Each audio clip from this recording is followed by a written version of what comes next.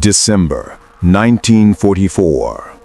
The world believes the German war machine is dead. The Allies are celebrating. The newspapers are printing victory headlines. But they are wrong. Hidden deep in the freezing mist of the Ardennes forest, a ghost army is assembling. 250,000 men, 1,000 tanks, all waiting for a single signal to unleash hell. Hitler's plan was perfect. He had the element of surprise, he had the superior Tiger tanks, and he had the weather on his side, grounding the American Air Force. According to every German map, the American lines should have crumbled in hours. It should have been a massacre. But the German High Command forgot to account for one single variable. They didn't count on running into a group of under-equipped, freezing American paratroopers who simply didn't know how to retreat. They were surrounded. They had no winter clothes. They were running out of ammo. And when the Germans demanded their surrender, their commander gave a one-word answer that became legend. This is the story of the Battle of Bastogne, and this is why the German army learned to fear the 101st Airborne. To understand the horror that was coming, you have to look at a map. Adolf Hitler's plan was codenamed Operation Watch on the Rhine. It was a desperate gamble. The goal was to punch a massive hole in the Allied lines, drive all the way to the sea at Antwerp, and split the American and British armies in two. But there was a problem. The attack was launching through the Ardennes. This is rugged, dense forest. In the winter, it becomes a frozen nightmare of mud and snow. 60-ton Tiger tanks can't drive through trees. They need roads. And in the entire region, there was one town, just one, where 7 major paved roads met like the spokes of a wheel. That town was Bastogne. For the German Panzers to keep moving, they had to take Bastogne. Without those roads, their tanks would run out of fuel and become sitting ducks. The German field marshals von Rundstedt and Model were confident. They had been fighting for 5 years. They viewed the American army as soft. They believed that after months of easy victories in France, the American soldiers had grown lazy and complacent. They expected the U.S. lines to crumble like a dry twig. On the morning of December 16th, the storm broke. At 5:30 a.m., 1,600 German artillery guns opened fire at once. The earth shook. Then the wave hit. 3 Panzer armies smashed into the American front line. The American units holding the line, the 106th and the 28th Divisions, were either exhausted veterans or brand new rookies. They were outnumbered 5-1. They fought bravely, but they were overrun. The line didn't just bend, it shattered. Panic began to spread. The road to Bastogne was wide open.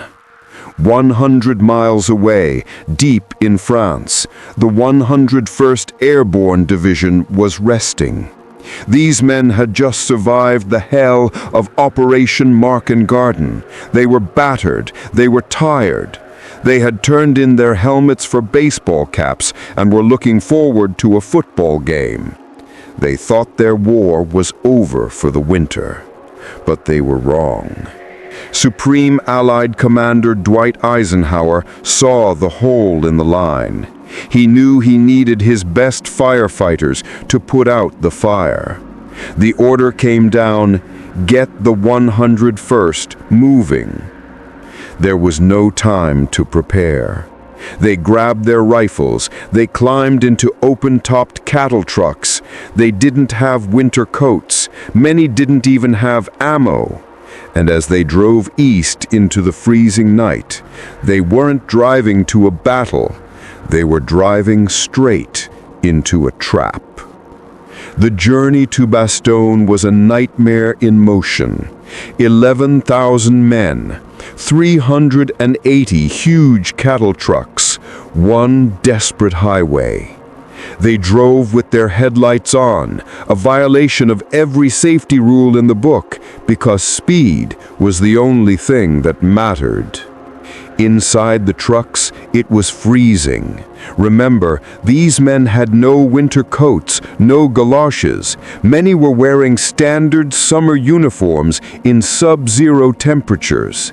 They huddled together like livestock, trying to share heat as the wind whipped through the canvas. They had almost no ammunition. Some men had a rifle, but no bullets. When they finally arrived on the outskirts of Bastogne, it was chaos. The roads were clogged, but not with reinforcements. They were clogged with retreating American soldiers from the shattered 28th Division.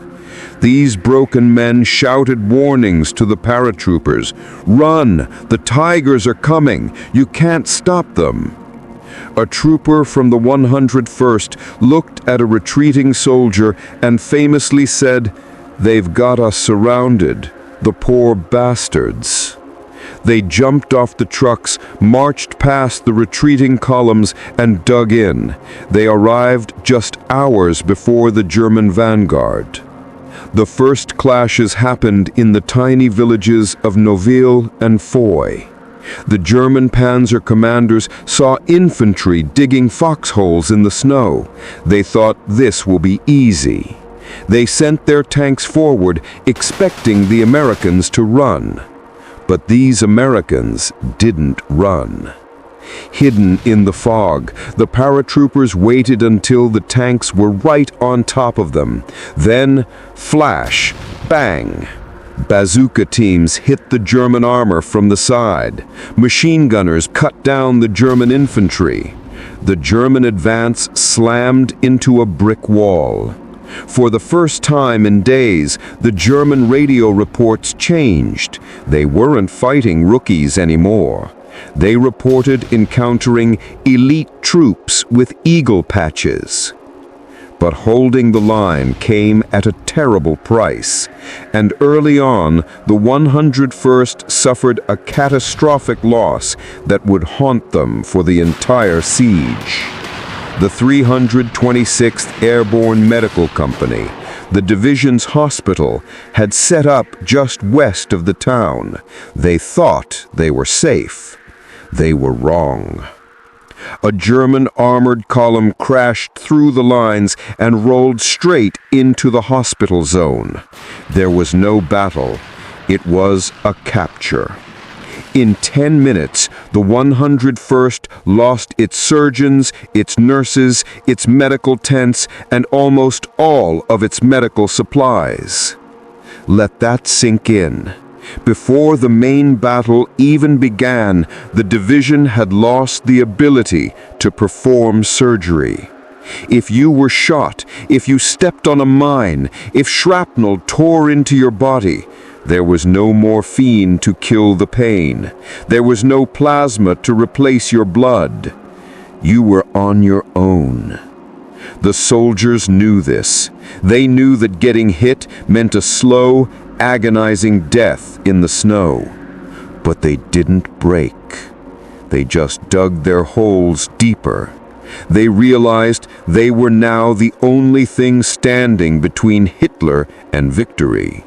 The door to Bastogne was shut, and the 101st had thrown away the key.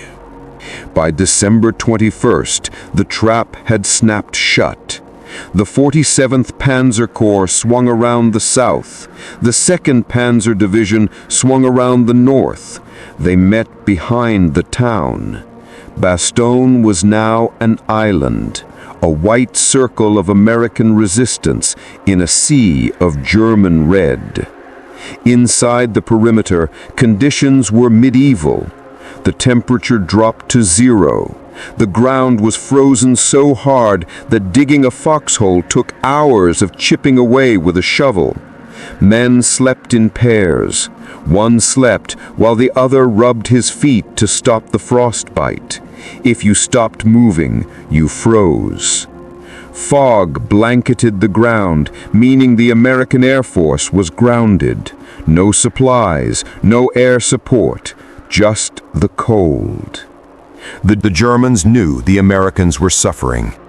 They tried to break them mentally. German planes dropped leaflets over the foxholes. They read, "The winter is here. You are surrounded. Your officers are dining in Paris while you die in a hole. Surrender, and you will be warm." It was a tempting offer for a freezing man, but to the men of the 101st, it was just free toilet paper.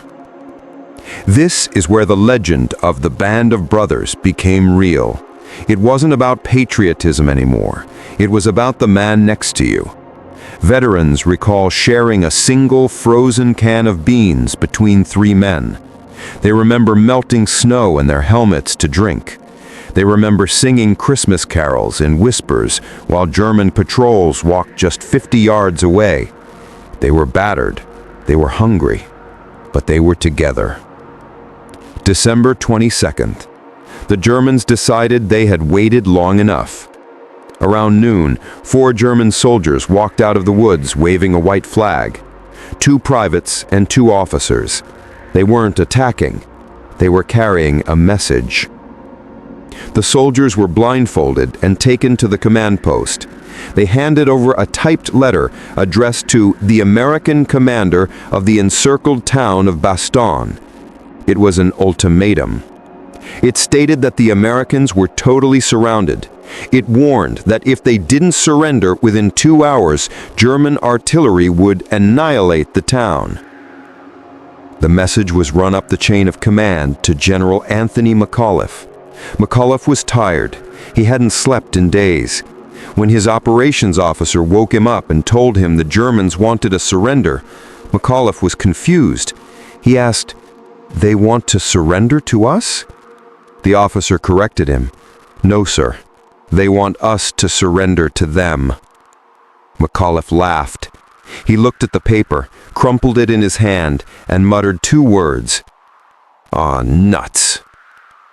He went back to work, but his staff reminded him that he had to send a formal reply. McAuliffe asked, "Well, what should I say?" Lieutenant General Harry Kennard spoke up. "Sir, that first remark of yours was pretty hard to beat." So they typed it up. The official response to the German army. Center of the page, 1 word. Nuts. Signed, the American commander. Colonel Joseph Harper delivered the message. The German major read it. He looked confused. He asked, "Is this reply negative or affirmative? What does this mean?" Colonel Harper leaned in close. He didn't smile. He said, "It means go to hell. And tell your commander if he keeps attacking, we will kill every goddamn German that tries to break into this city." The Germans saluted and walked back into the forest. Back at German headquarters, the confusion turned to rage. The arrogance of the Americans was insulting. The nuts message didn't just reject surrender, it insulted the entire Wehrmacht.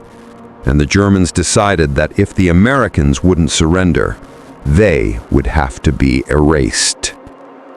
The deadline passed. The 2 hours were up. The guns began to turn toward Bastogne. The joke was over. The real killing was about to begin. The Germans took the insult personally. On Christmas Eve, the Luftwaffe arrived. For the first time in the battle, the skies were filled with German bombers. They didn't target the front lines. They targeted the town itself.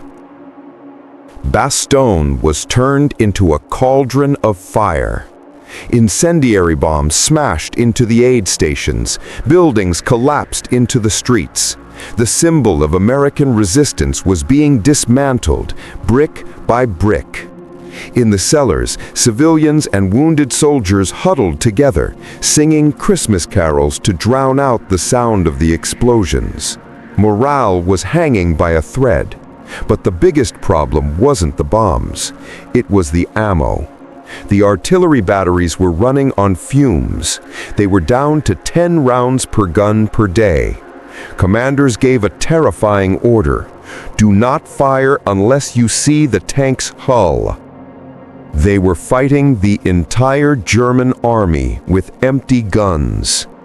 Christmas morning dawned cold and gray. The men ate a few beans. They checked their empty ammo pouches.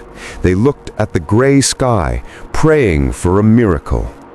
General Patton, still fighting his way north, had famously ordered his chaplain to write a prayer for good weather. He needed the snow to stop. And then the miracle happened.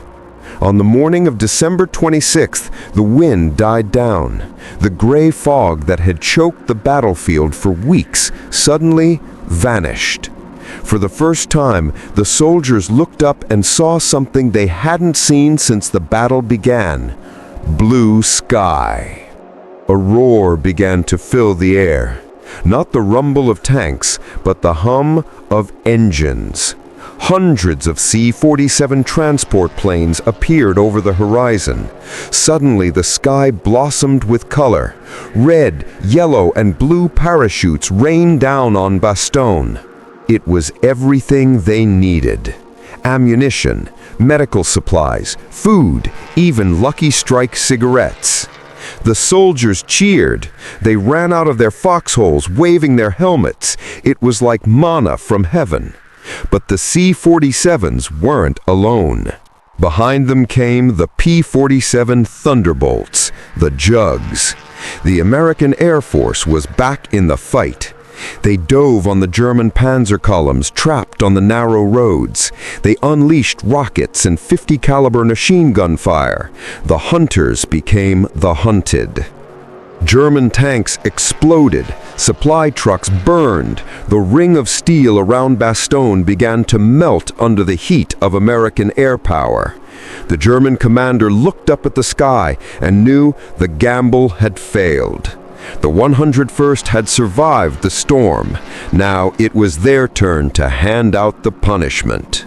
While the soldiers in the foxholes were celebrating the supply drops, a different kind of horror was unfolding inside the town of Bastogne. We often talk about the soldiers. We forget the civilians. 3,000 Belgian citizens were trapped inside that ring of steel with the Americans. They lived in cellars, freezing, starving, and terrified. When the German artillery opened up, it didn't discriminate.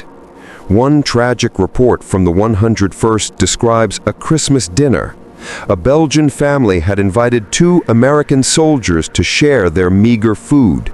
They were sitting underground, trying to find a moment of peace. A German heavy shell struck the house directly. There were no survivors. The soldiers of the 101st saw this, and it hardened their hearts. They weren't just fighting for themselves anymore. They were fighting for revenge. And when the skies cleared, they got their chance. This phase of the battle is often called the turkey shoot. As the German panzers tried to retreat from the tightening noose, they were caught on the narrow, icy roads. They had nowhere to hide. American P-47 Thunderbolts swarmed overhead like angry hornets. German tank commanders looked up in horror. They knew what was coming. The pilots described the scene as a conveyor belt of destruction. One pilot reported destroying 7 tanks in a single pass. The roads leading out of Bastogne became a graveyard of burning steel. A captured letter from a German soldier named Heinrich revealed the total collapse of morale. He wrote, The Jabos are everywhere. We cannot move. We cannot sleep. The Americans have endless ammunition and we have nothing. The Führer promised us victory, but here there is only death." This was the moment the Battle of the Bulge truly ended. Not when the tanks met, but here, on these frozen roads. The elite Panzer divisions, the pride of Hitler's army, were abandoning their multi-million-dollar tanks because they had run out of fuel. Soldiers of the 101st watched from their foxholes as the master race ran for their lives back toward the German border. Inside the perimeter, the mood shifted. The battered bastards climbed out of their holes. They weren't just survivors anymore. They were the victors. They walked past the burning wreckage of the German army, collecting souvenirs. They realized they had done something impossible. Light infantry had stood toe-to-toe with heavy armor, and they had won. But the final blow was yet to come. From the south, the ground began to tremble, not from German tanks, but from American Shermans. Patton was knocking on the door. He had done the impossible. In just 48 hours, General Patton had turned his entire Third Army 90 degrees, disengaging from a fight in the Saar and driving north through the snow to hit the German flank. It was a logistical miracle, and he was coming fast. The spearhead was the 4th Armored Division. They smashed through the German blocking positions, their Sherman tanks crushing anything in their path. On the afternoon of December 26th, a young American lieutenant named Charles Bodges spotted the pillboxes of the American perimeter. He gunned his tank forward, breaking the last line of German resistance. He climbed out of his turret and walked toward a foxhole. A paratrooper looked up at him, grinning through a face covered in grime and beard stubble. The siege was broken. The ring of steel had been snapped in two. But if you think the 101st was grateful to be rescued, think again. Their attitude was summed up perfectly by one rifleman who yelled at the tank crews, "What took you so long? We were just about to break out and surround them ourselves." So why did the Germans hate the 101st so much? Because the 101st broke the rules. Logic dictates that when you are surrounded, outnumbered, and outgunned, you surrender. The 101st didn't care about logic. They didn't care about odds. They were citizen soldiers, factory workers, farmers, teachers, but they possessed a spirit that the Prussian military mind simply could not calculate. By holding Bastogne, they ruined Hitler's timeline. They clogged the roads. They starved the German tanks of fuel. The 101st Airborne didn't just win a battle in Belgium. They broke the back of the entire German Western Front. General McAuliffe's one-word reply, "nuts," became more than just a quote. It became the definition of the American fighting spirit in World War II. The Germans learned a hard lesson that winter. You can surround the Screaming Eagles, but you can't beat them. The 101st wasn't the only unit to perform a miracle that winter. In our next episode, we're going to tell the story of a single American tank crew that held off an entire SS battalion by themselves. Make sure you're subscribed and have the bell turned on. This is WW2 Chronicles USA Frontline. We'll see you in the next one.